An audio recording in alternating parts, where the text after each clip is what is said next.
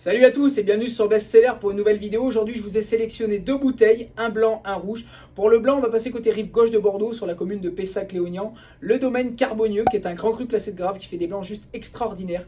Accessibles à tous, des bouteilles qui tournent entre 30 et 40 euros la bouteille. Pour le rouge, je vous ai choisi le domaine La Conseillante à Pomerol. Alors Pomerol qui est la deuxième appellation la plus chère de France. C'est vrai que même les petits vins à Pomerol coûtent très cher. Alors c'est vrai que quand on parle de Pomerol, ce qui est évocateur, c'est Pétrus, c'est le pain. La Conseillante, ça parle un petit peu moins. C'est vraiment les vrais connaisseurs qui connaissent ces bouteilles. Là, je vous ai choisi le second vin, qui est Duo La Conseillante, en millésime 2019, qui est un très beau millésime, presque parfait à mon goût. Et c'est vrai que pourquoi j'ai choisi ce vin-là, parce qu'en réalité, j'ai pas vraiment de référence. Personne de mon entourage l'a déjà bu, et c'est vrai que les avis qu'on peut trouver sur Internet sont très retranchés. Très retranchés entre ceux qui disent que c'est très bien et ceux qui disent que c'est très cher en rapport qualité-prix. Alors du coup, je vais vous faire un débat là-dessus, et je vais vous donner mon avis. En tout cas, on va ouvrir les bouteilles dès maintenant, les laisser aérer 5 heures, histoire que le vin puisse s'ouvrir un petit peu et pas être déçu. Et puis on voit ça ensemble tout de suite.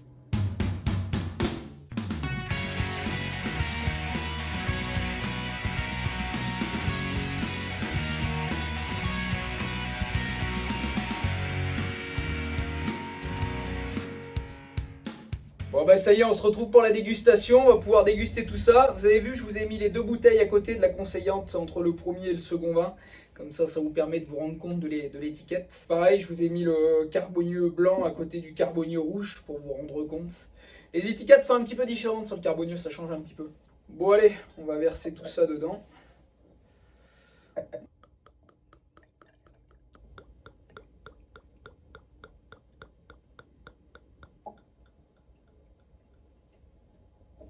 Alors on a vraiment deux vins complètement différents aujourd'hui. Un blanc d'un côté, un rouge, rive gauche de Bordeaux, rive droite. Là, tout est différent. Alors on va commencer par le premier. Le domaine Carbonieux. En fait, on a une couleur un peu verdâtre, presque vaseuse. Et c'est quand même assez particulier. Alors on va commencer par un premier nez. Alors au premier nez, c'est un peu particulier quand même. C'est très acide. Ça fait presque penser à l'avocat, le nez, c'est bizarre. C'est très étrange. Le nez n'est pas spécialement agréable. Citron vert.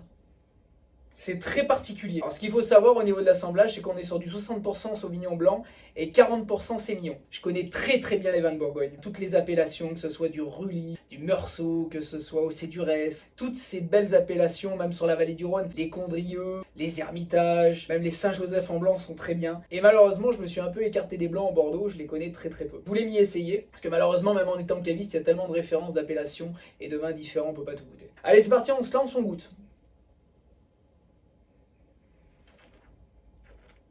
J'arrive pas à traduire. J'ai rien qui me vient en fait. Et pas aussi bluffé que ce que je m'attendais. Je m'attendais vraiment à un truc de fou.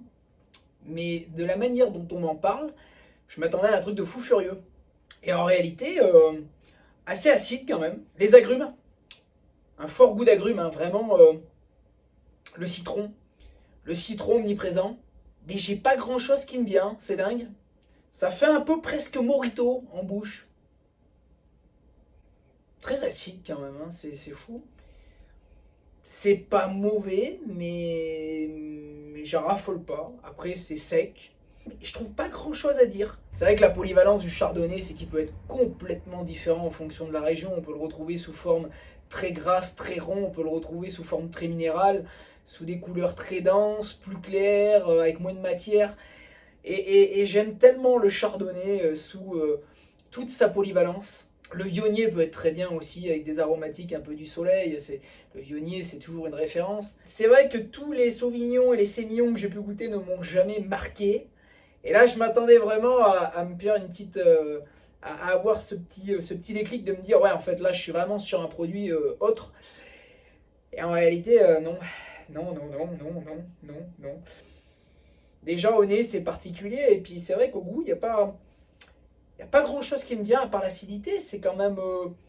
c'est relativement linéaire en bouche, ce goût reste, il est persistant, certes, mais pas d'un goût qui me plaît spécialement. Peut-être que j'aime tout simplement pas ce produit. Alors quand je vois que Vivino il met 4,3, ouais, pourquoi pas, mais en tous les cas, pas moi. Pas moi, pas moi, pas moi. Déçu, déçu, déçu, déçu, déçu. Hormis l'acidité et vraiment ce côté citron vert, J'ai rien qui me vient en fait, aucune aromatique particulière qui me fait dire putain il y a ci ou il y a ça, non, je retrouve rien du tout, c'est dingue, c'est horrible. C'est même horrible parce que mettre ce budget là dans un vin, parce que mine de rien il faut se rendre compte d'une chose, c'est que ces vidéos YouTube me coûtent beaucoup de moyens. C'est de l'investissement, j'essaie d'ouvrir des bouteilles quand même assez sympathiques, à la fois de découvrir avec vous, parce que d'arriver sur un produit qu'on connaît déjà, c'est pas spécialement drôle. C'est pour ça que si vous voulez de nouvelles vidéos et de nouveaux avis, je vous invite vivement à mettre des likes aux vidéos, si vous les avez aimées, à vous abonner, à mettre des commentaires, parce que ça fait chaud au cœur, en fait, on sait qu'on ne travaille pas pour rien. Déjà, mon quotidien, avec mon boulot, me prend beaucoup de temps. Alors après une petite déception pour le Carbonu, on va maintenant goûter ce pomme roll. Avec une couleur très rubis. La coupe est belle. Hein. Le bouquet est très très beau. On a assez peu de rondeur. Il y a peu d'accroche au verre. La coupe est légèrement voilée. On dirait que le vin a vieilli un petit peu. Alors pourtant c'est qu'un vin qui a 6 ans. J'ai vu sur le site officiel du Château La Conseillante, il donne 5 à 10 ans pour le déguster. Donc globalement, on est dans le time. Alors de ce que j'ai pu trouver sur cette bouteille, le raisin est prélevé de 2 parcelles qui ne sont pas les mêmes que le premier vin. Donc ça serait des parcelles plus sablonneuses, avec des vins qui donnent des expressions très fruitées. On est sur du 80% merlot, comme quasiment tout ce qui se fait à Pomerol, et 20% de cabernet franc. On va commencer à mettre le nez pour savoir ce qu'on peut retranscrire à travers ce vin. Alors Bordeaux c'est beau quand même, Bordeaux c'est beau, le nez est flagrant. Hein. Vraiment, là on reconnaît le bordelais à travers le nez. On reconnaît le côté boisé, incontournablement. Les fruits rouges, alors c'est dingue, hein, ça sent la cerise, la framboise. C'est beau, au nez c'est très très beau. Ah, le parfum est très envoûtant. Hein. Déjà au parfum, on peut se rendre compte d'une qualité supérieure. Il y a du potentiel. Quand tu sens ça, déjà t'as qu'une envie, c'est de le goûter. Je vais vous mettre quelques-uns des commentaires, vous avez juste à les lire, de ce que j'ai pu trouver entre les gens qui disent que c'est très bien et les gens qui disent que c'est très mauvais. Sur Vivino, il y a des tas d'avis, voilà, on en a des très mauvais, des très bons. Je n'ai rien trouvé sur le millésime 2019. Rien. Sur le Figaro, ils disent qu'ils notent le vin 91 sur 100. Ce qui contribuerait à une note pas mal. En tout cas, au nez, je lui mets largement ça. Mais c'est la cerise. Au nez, il y a rien à redire. Ça sent le clafoutis. On va pas faire durer le suspense plus longtemps, c'est pas le but. On se lance.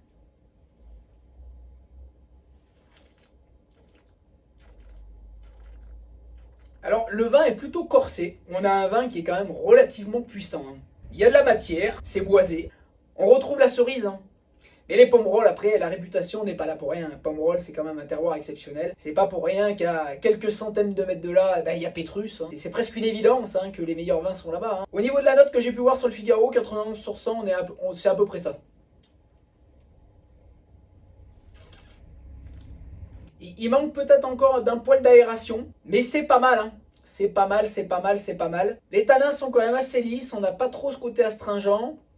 L'équilibre est bien, on n'a pas trop d'acidité. C'est pour ça que j'ai choisi ce millésime, parce que étant donné que les commentaires que j'ai pu voir sur des millésimes un peu intermédiaires étaient très mauvais, je me suis dit si on doit le goûter, il faut le goûter sur un grand millésime, comme ça au moins là on est sûr de pas se tromper. Mais c'est pas mal, hein, c'est pas mal. Hein.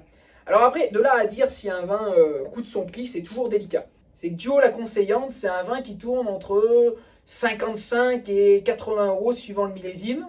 Ça les vaut, ça les mérite. Disons qu'on est dans le game. Ça peut être beaucoup mieux, on va pas se mentir.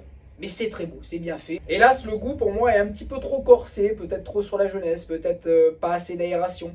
C'est vrai que j'aimerais que ce soit un petit peu plus en douceur, c'est quand même assez fort en bouche. Hein. Faut manger ça avec un plat qui envoie un petit peu. Soit un plat épicé, soit une viande un peu style un gibier. Mais je suis quand même assez content, parce que ça me donne vraiment envie de goûter le grand vin finalement. Mais en tout cas, voilà. Second vin La Conseillante, millésime 2019. Vous pouvez y aller, sincèrement, vous ne serez pas déçus. En tout cas, j'espère que cette dégustation vous aura plu. Moi, ça m'a vraiment fait plaisir de pouvoir vous divulguer ce que j'ai ressenti à travers ces vins-là. Je vous dis à très bientôt sur Bestseller. Ciao tout le monde!